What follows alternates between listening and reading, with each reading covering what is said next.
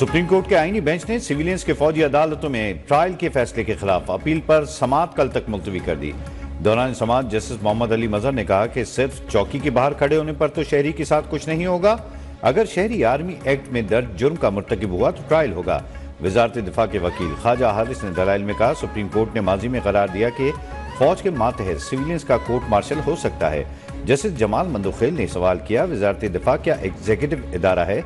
Executive के खिलाफ अगर कोई जुर्म हो तो क्या खुद जज बनकर फैसला कर सकता है? कानूनी फोरम के होते हुए एग्जीक्यूटिव खुद कैसे जज बन सकता है? आर्मी एक्ट को सिर्फ मुसल्लह अफवाज के मेंबरान तक महदूद किया गया। ख्वाजा हारिस ने कहा, ऐसा नहीं है। आर्मी एक्ट सिर्फ आर्म फोर्सेस तक महदूद नहीं, मुख्तलिफ कैटेगरीज शामिल हैं।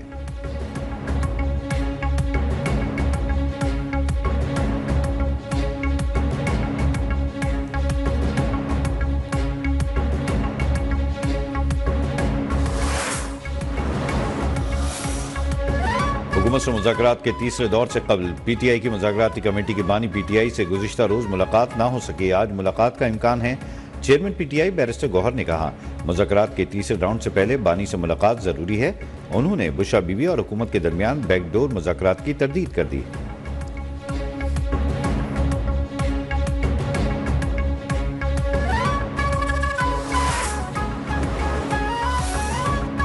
बानी पीटीआई और बुशरा बीबी के 6 मुकदमात में अबूरी जमानत में 28 जनवरी तक तोसी।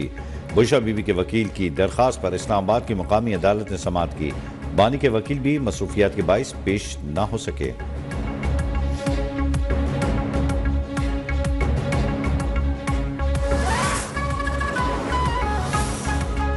खैबर पख्तूनख्वा हुकूमत का एपेक्स कमेटी के फैसलों पर अमल दरामद। डीसी कुर्रम पर फायरिंग करने वाले शरपसंदों की हवालगी तक कुर्रम मुतासरीन की इमदाद रोक दी। 15 रोज के अंदर असलहा लेने के लिए जिरगे के मुशीरान को काम शुरू करने की हिदायत। 1 फरवरी तक कुर्रम में बंकर्स का खात्मा। टुल से हंगू तक 48 चेक पोस्टों का क़याम अमल में लाया जाएगा। पारा चिनार शाहराह पर कर्फ्यू नाफिज। नए डेप्यूटी कमिश्नर कुर्रम ने चार्ज संभाल लिया।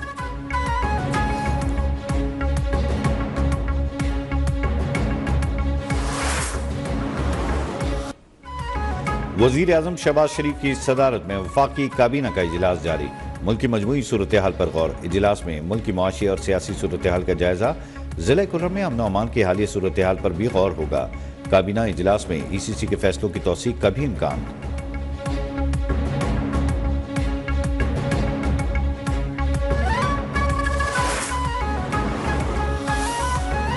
वफाकी हुकूमत के कर्जे मुल्क की तारीख के बुलंद तरीन सतह पर 5 माह कर्जों में 1452 अरब रुपए इजाफा।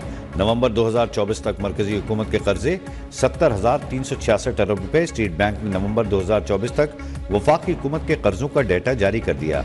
नवंबर में मरकजी हुकूमत के कर्जों में 1252 अरब रुपए का इजाफा हुआ। दिसंबर 2023 से नवंबर 2024 तक कर्जों में 6,975 अरब रुपए का इजाफा।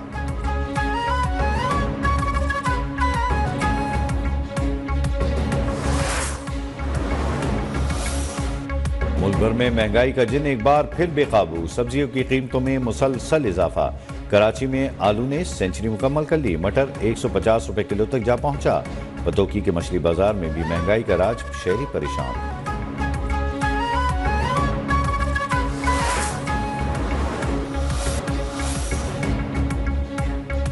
मुल्क भर में शदीद सर्दी का राज। बालाई इलाकों में गजब की ठंड पड़ने लगी। आज़ाद कश्मीर, गिलगित बल्तिस्तान और खैबर पख्तूनख्वा के पहाड़ों पर वक्फे से बर्फबारी का सिलसिला जारी। दरिया, आबशारें और झीलें जम गईं। वादी नीलम में शदीद बारिश और बर्फबारी से निज़ाम ज़िंदगी मुतासर हो गया। कल्लात में दर्जा हरारत -10, ज़ियारत में -9 गोब्स और कोयटा में पारा -7 को छू गया। लिया -5, अस्तूर में दर्जा हरारत -4 सेंटीग्रेड रिकॉर्ड। कराची में भी सर्दी, पारा सिंगल डिजिट पर आ गया। रावलपिंडी और इस्लामाबाद में सर्दी की लहर बरकरार।